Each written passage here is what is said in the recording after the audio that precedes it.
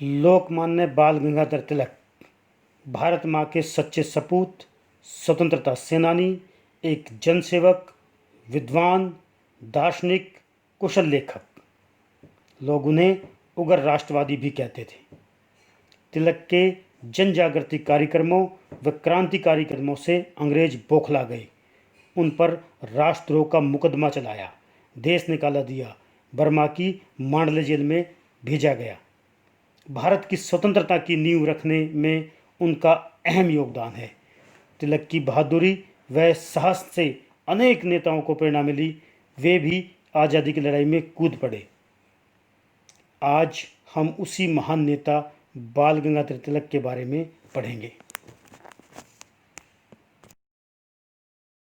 दोस्तों, लोकमान्य बाल गंगाधर तिलक भारतीय स्वतंत्रता संग्राम के उन अमर और श्रेष्ठ बलिदानियों में गिने जाते हैं जो अपनी उग्रवादी चेतना, विचारधारा, साहस, बुद्धि व अटूट देशभक्ति के लिए जाने जाते हैं। उनका व्यक्तित्व व कृतित्व एक ऐसे संघर्ष की कहानी है जिसने भारत में नए युग का निर्माण किया। भारतवासियों को एकता और संघर्ष का ऐसा पाठ सिखाया कि स्वराज हेतु संगठित हो उठे। वे एक राजनेता ही नहीं, महान विद्वान, दार्शनिक भी थे। बाल गंगाधर तिलक भारतीय राष्ट्रीय आंदोलन के जनक के रूप में जाने जाते हैं। भारतीय राष्ट्रीय आंदोलन के वे पहले नेता थे जिन्होंने स्वतंत्रता संग्राम का बिगुल बजा दिया और पूर्ण स्वराज की मांग उठाई। बाल गंगाधर तिलक बहुमुखी प्रतिभा के धनी थे। एक शिक्षक, वकील, सामाजिक कार्यकर्ता व स्वतंत्रता संग्रामी थे। उन्हें इतिहास, संस्कृत, खगोल शास्त्र व गणित में महारत हासिल थी। तिलक को लोग प्यार से लोकमान्य कहकर पुकारते। स्वतंत्रता के समय उन्होंने कहा था, स्वराज मेरा जन्मसिद्ध अधिकार है, हम इसे पाकर रहेंगे। इस नारे ने बहुत लोगों को प्रोत्साहित किया। तिलक का जन्म चितपावन ब्राह्मण परिवार में हुआ। इनके पिता गंगाधर तिलक एक संस्कृत टीचर थे। तिलक को बचपन से ही पढ़ाई में रुचि थी। वे गणित में बहुत अच्छे थे। तिलक जब 10 साल के थे तब उनके पिता उन्हें रत्नागिरी से पुणे ले आए। यहाँ उन्होंने एंग्लो वर्नाकुलर स्कूल ज्वाइन किया और शिक्षा प्राप्त की। पुणे आने के थोड़े समय बाद ही तिलक ने अपनी माता को खो दिया। 16 वर्ष की आयु में जब तिलक थे तो इनके सिर से पिता का साया भी उठ गया। तिलक जब मैट्रिक की पढ़ाई कर रहे थे तब उनकी शादी 10 साल की लड़की तापीबाई से कर दी गई, जिनका नाम बाद में सत्यभामा हो गया। मैट्रिक की परीक्षा पास करने के बाद तिलक ने डेक्कन कॉलेज में दाखिला ले लिया, जहां से उन्होंने 1970 में बीए की डिग्री फर्स्ट क्लास से पास की। भारत के इतिहास में तिलक वो शख्सियत थे जिन्होंने मॉडर्न पढ़ाई की शुरुआत की और कॉलेज से शिक्षा ग्रहण की। इसके बाद भी तिलक ने अपनी पढ़ाई जारी रखी और एलएलबी की डिग्री भी हासिल की। तिलक की राजनीति की बात करें तो भारतीय राजनीति में तिलक का प्रवेश 1880 में हुआ। उन्होंने बलवंत वासुदेव फड़के की सहायता से विद्रोह का झंडा फहराकर ब्रिटिश शासन के प्रति अपना विरोध प्रकट किया। तिलक ने जनता को लॉर्ड रिपन के विचारों से अवगत कराया। सन 1880 में पूना में न्यू इंग्लिश स्कूल की स्थापना की। इस तरह शिक्षा के क्षेत्र में उन्होंने अपने कार्यों की शुरुआत की। 1881 में पत्रकारिता के प्रवेश में उन्होंने मराठा केसरी पत्रिका का संचालन किया। इसके माध्यम से जनजागरण व देशी रियासतों का पक्ष प्रस्तुत किया। ब्रिटिश सरकार की आलोचना के कारण उन्हें 4 वर्ष का कारावास भोगना पड़ा। जेल से बाहर आकर उन्होंने डेक्कन एजुकेशन सोसाइटी की स्थापना की व फर्ग्यूसन कॉलेज की स्थापना की। 1888-89 में शराबबंदी, नशाबंदी, भ्रष्टाचार के विरुद्ध आवाज़ उठाते हुए उन्होंने पत्रों के माध्यम से कार्रवाई की। सन 1889 में उन्हें मुंबई कांग्रेस का प्रतिनिधि चुन लिया गया। जनता की गरीबी को दूर करने के लिए उनकी भूमि सुधार नीतियों की आलोचना की। तिलक ने जितना हो सका उतना अंग्रेजी शासन के खिलाफ बिगुल बजाया। सरकार की जो नीतियां जनता के खिलाफ थी उनकी कटु आलोचना तिलक ने ही की।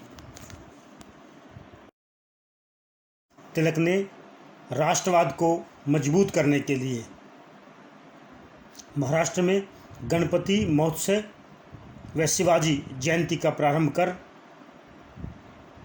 लोगों में एकता का संदेश दिया, लोगों में जन जागृति का बिगुल फूंक दिया। सन 1895 में कांग्रेस की नीतियों का विरोध कर उन्होंने रानाडे और गोखले को चुनौती दी। अकाल पीड़ित जनता की सहायता व सेवा कर लगान संबंधी कानून का उन्होंने घोर विरोध किया। सरकार ने तिलक के नेतृत्व वाली सभा की मान्यता ही रद्द कर दी। इसके विरोध में तिलक ने मराठा और केसरी में लेख लिखकर ब्रिटिश सरकार की जमकर आलोचना की। उन पर राजद्रोह का आरोप लगा। 50,000 रुपये की मुचकले पर सजा मुक्ति के आदेश को सुनकर मुंबई के एक सेठ द्वारकादास धर्मसिंह ने यह राशि अदा कर उन्हें छुड़वाया। इसके बाद फिर तिलक पर राजद्रोह का मुकदमा चलाया गया और उन्हें 18 माह की सज़ा सुनाई गई। सुनवाई के दौरान एक भी भारतीय को नहीं रखा गया।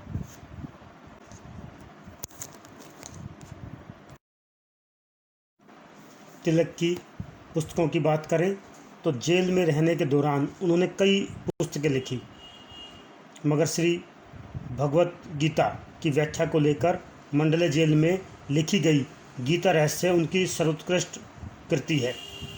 यह पुस्तक इतनी प्रसिद्ध हुई कि इसका कई भाषाओं में अनुवाद हुआ।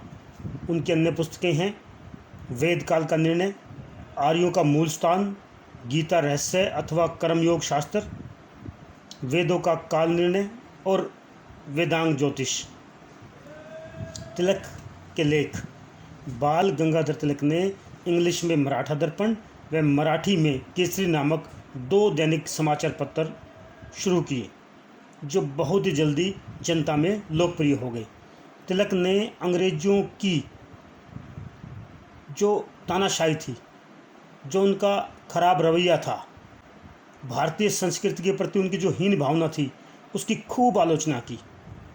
जितना कठोर से कठोर लिख सकते थे तिलक ने वो लिखा।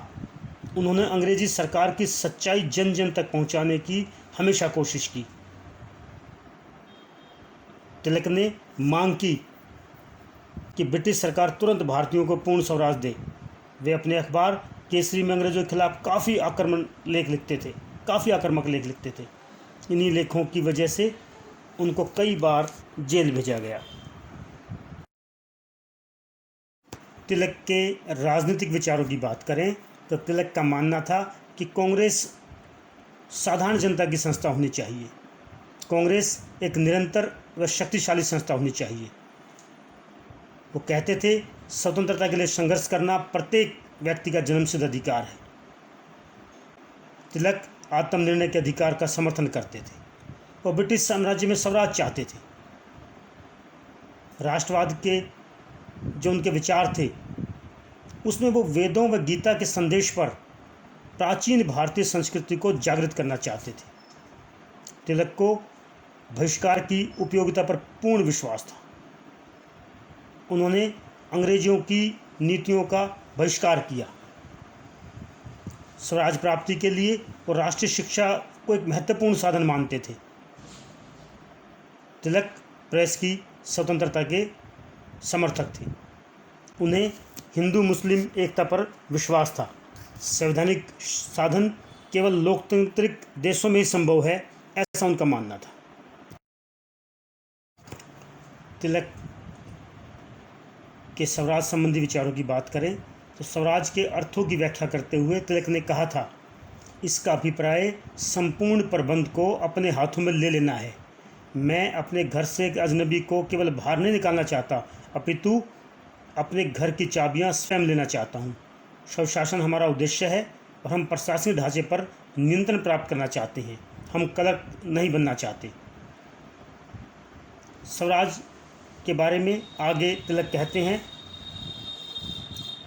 कि हम आंतरिक शासन प्राप्त करना चाहते हैं। तिलक ब्रिटिश सम्राट की संस्था के विरुद्ध नहीं थे। वास्तव में वे भारत में से ब्रिटिश नौकरशाही के अन्यायपूर्ण और विदेशी प्रशासन को समाप्त कर प्रशासन का संपूर्ण प्रबंध भारतीयों के हाथों में सौंपना चाहते थे। वे भारत पर इंग्लैंड के सम्राट की प्रमुखता को नष्ट नहीं करना चाहते थे। संक्षेप में, स्वराज का उद्देश्य हमारे अपने कार्यों के प्रबंध को इस देश के लोगों के हाथों में सौंपना है। स्वराज एक नैतिक आवश्यकता।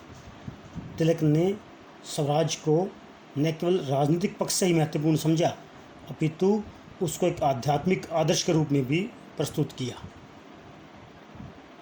एक आध्यात्मिक आदर्श के रूप में समझते हुए इसको एक आवश्यक नैतिक आवश्यकता भी बताया। तिलक ने स्वराज को आत्मा का महान गुण बताया। स्वराज प्राप्ति के साधनों में तिलक का विश्वास था कि बहिष्कार, स्वदेशी व राष्ट्रीय शिक्षा द्वारा स्वराज को प्राप्त किया जा सकता है। बहिष्कार के संबंध में तिलक का मानना था कि मुझे बहिष्कार की उपयोगिता पर पूर्ण विश्वास है। 1905 में भारत के वायसराय लॉर्ड कर्जन ने बंगाल प्रांत को 2 भागों में विभाजित कर दिया। इस विभाजन के विरुद्ध बंगाली देशभक्तों ने बहिष्कार, स्वदेशी और राष्ट्रीय शिक्षा का आंदोलन प्रारंभ कर दिया। तिलक के लिए यह एक सुनहरा अवसर था, क्योंकि वे इन्हीं उद्देश्यों के द्वारा स्वराज की प्राप्ति करना चाहते थे। 1907 में बहिष्कार के संबंध में उन्होंने कहा, हम सशस्त्र नहीं हैं, हमें शस्त्रों की आवश्यकता नहीं है। बहिष्कार के रूप में हमारे पास एक सुदृढ़ राजनीतिक शस्त्र विद्यमान है। समस्त प्रशासन थोड़े से अंग्रेजों द्वारा हमारी सहायता से ही चलाया जा रहा है। हम अपने दमन से स्वयं ही इच्छुक साधन बने हुए हैं।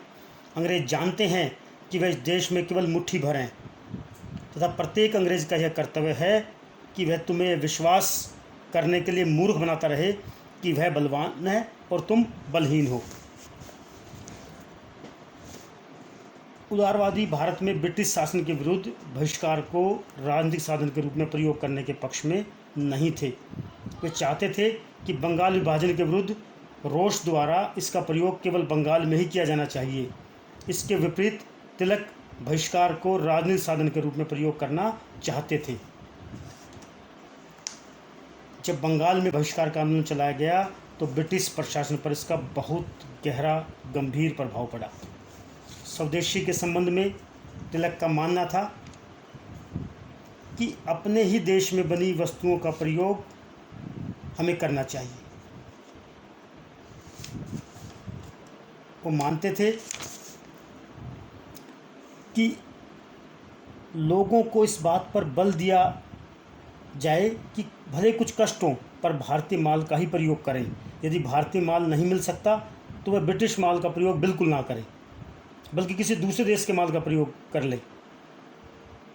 स्वदेशी के संबंध में तिलक के विचार एक और पक्ष से भी विचारणीय हैं। वे चाहते थे कि प्रत्येक क्षेत्र में स्वदेशी का विचार अपनाया जाए। हमारे आदर्श, हमारे विचार, हमारा रहन सहन, हमारा पहनावा, सब कुछ स्वदेशी होना चाहिए। शिक्षित वर्ग के दिमाग में पश्चिमी सभ्यता के प्रभावों को कम करने के लिए तिलक प्राचीन भारतीय संस्कृति और सभ्यता को फिर से जागृत करना चाहते थे। वे चाहते थे कि देश की युवा पीढ़ी को अपने देश के इतिहास से प्रेरणा लेनी चाहिए। राष्ट्रीय शिक्षा के संदर्भ में तिलक का मानना था कि स्वराज्य की प्राप्ति के लिए राष्ट्रीय शिक्षा का प्रसार एक महत्वपूर्ण साधन है। तिलक का दृढ़ विश्वास था कि यदि भारतीयों को राष्ट्रीय शिक्षा दी जाए तो वे पश्चिमी शिक्षा के प्रभाव से मुक्त हो सकते हैं। दूसरे, उनमें अपने देश के प्रति सच्ची लगन व गौरव उत्पन्न होगा। तिलक चाहते थे राष्ट्रीय शिक्षा द्वारा भारतीयों को उनके गौरवमय इतिहास से परिचित कराया जाए, उनमें निडरता, बलिदान, आत्मविश्वास आदि गुणों को विकसित किया जाए। राष्ट्रीय शिक्षा का अर्थ बताते हुए तिलक ने कहा था, यह वह शिक्षा है जो भारतीयों को अपने राष्ट्र को जानने के योग्य बनाती है। इसलिए तिलक चाहते थे कि भारत के युवकों में राष्ट्रीय शिक्षा का प्रसार किया जाए ताकि भारत की युवा पीढ़ी स्वराज्य प्राप्ति के महान कार्य में जुट जाए। तिलक के आर्थिक विचारों की बात करें तो तिलक स्वदेशी में पूर्ण विश्वास करते थे। उन्होंने स्वराज्य प्राप्ति के लिए स्वदेशी को ही अपना अस्त्र बनाया। विदेशी वस्तुओं का बहिष्कार की बात तिलक करते थे। तिलक चाहते थे कि उद्योगों को पनपने दिया जाए, उद्योगपतियों को संरक्षण मिले। तिलक चाहते थे कि किसानों का ऋण कम हो। उनका मानना था अगर औद्योगिकरण की गति तेज होगी तो किसानों व मजदूरों को इसका सीधा लाभ मिलेगा। तिलक भारतीय पूंजीपतियों का समर्थन करते थे। उनका मानना था कि सहकारी कार्य सही है, वो सहकारी कार्य का समर्थन करते थे।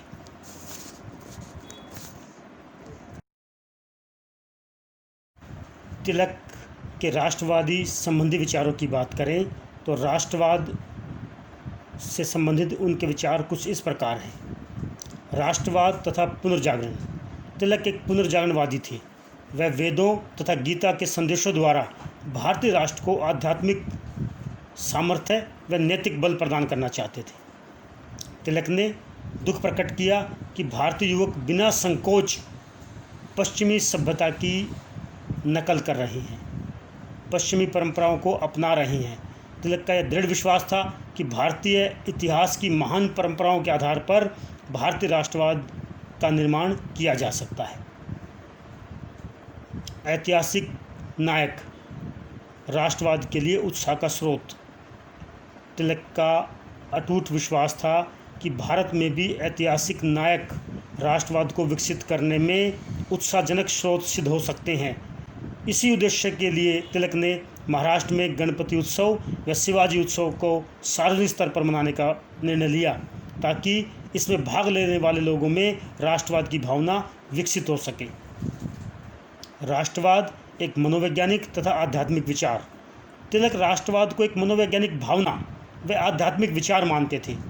यही भावना विशाल रूप में फैले राष्ट्रों की एकता की लड़ी में पिरो सकती है। तिलक का विचार था कि भारत में अलग अलग नस्ल के भाषाई समूह हैं, परंतु फिर भी भारत में राष्ट्रवाद की मनोवैज्ञानिक भावना विकसित की जा सकती है। राष्ट्रवाद का आर्थिक आधार। तिलक दादा भाई नौरोजी के आर्थिक विकास इकोनॉमिक ड्रेन थ्योरी को स्वीकार करते थे।